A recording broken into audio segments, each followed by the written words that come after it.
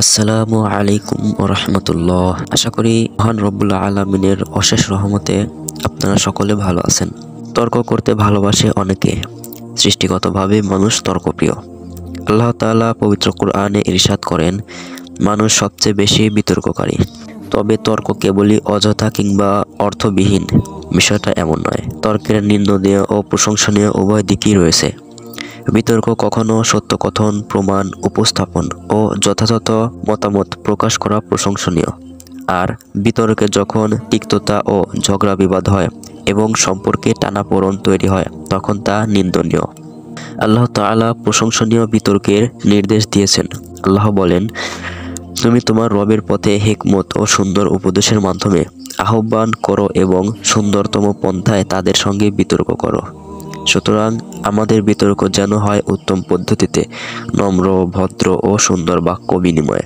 বিতর্ক যেন খারাপ ভাষায় না হয় সে সম্পর্কে আল্লাহ তাআলা ইরশাদ করেন, আর তোমরা উত্তম পন্থা ছাড়া আহলে কিতাবদের সঙ্গে বিতর্ক করো না। হীন ও কুতর্কে লিপ্ত হওয়া নিন্দনীয় ও দোষণীয়। এতে সত্য উন্মোচিত হওয়ার পরিবর্তে মনে জেদ ও রাগ বাড়ে। জেদের বশবর্তী হয়ে প্রতিপক্ষকে হেয় প্রতিপন্ন করার চেষ্টা করে। পরিণামে মানুষের মধ্যে বিদ্বেষ, হিংসা ও কলহের সৃষ্টি হয়। দ্বন্দ্ব কলহ আল্লাহর নিকট খুবই অপছন্দনীয়। আল্লাহ বলেন, তারা কেবল বাক বিতণ্ডার উদ্দেশ্যেই আপনাকে এই কথা বলে। বস্তুত তারা তো এক বিতণ্ডকারী সম্প্রদায়। কুতর্কে লিপ্ত হওয়ার নানান উপকরণের মাঝে আমাদের বসবাস, যার কয়েকটি এমন: প্রকাশ্যে অসময়ে এবং অনুপযোগী স্থানে উপদেশ বিলি করা, মোট কথা অযথা পণ্ডিতি দেখানো, অন্যের উপর প্রাধান্য বিস্তারের চেষ্টা, চাই সেটা নৈতিক হোক বা অনৈতিক, অবসর থাকা, কাজকর্ম না থাকলেও মানুষ কুতর্কে লিপ্ত হয়। আল্লাহ তাআলা বান্দাকে সেসব বিষয়েই বারণ করেছেন যাতে বান্দার বর্তমানে বা ভবিষ্যতে কোনো ক্ষতি রয়েছে। তিনি মানুষকে কুতর্ক করতে নিষেধ করেছেন, কেননা এটা অনেক অনিষ্টের জন্মদাতা। কুতর্কের ভয়াবহ কিছু ক্ষতিকর দিক: কল্যাণ থেকে বঞ্চিত হওয়া।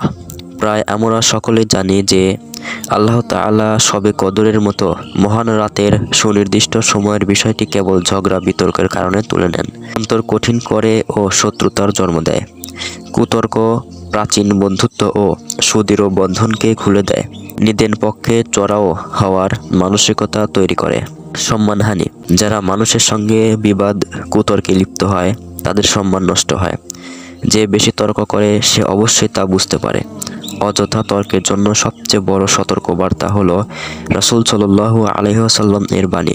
তিনি বলেন, বাক বিতণ্ডাকারী ব্যক্তি আল্লাহ তাআলার নিকট অত্যাধিক অপছন্দনীয়। কুতর্কে লিপ্ত হলে আপনার মূল্যবান সময় নষ্ট হবে। তাই আপনি যদি তর্কে জিততে চান তাহলে কারোর সাথে তর্কে যোগ দিবেন না। এটাই তর্কে জেতার একমাত্র উপায়। অতএব অহেতুক তর্ক ও ঝগড়া বিবাদ থেকে বিরত থাকা প্রত্যেক মুমিনের অপরিহার্য কর্তব্য।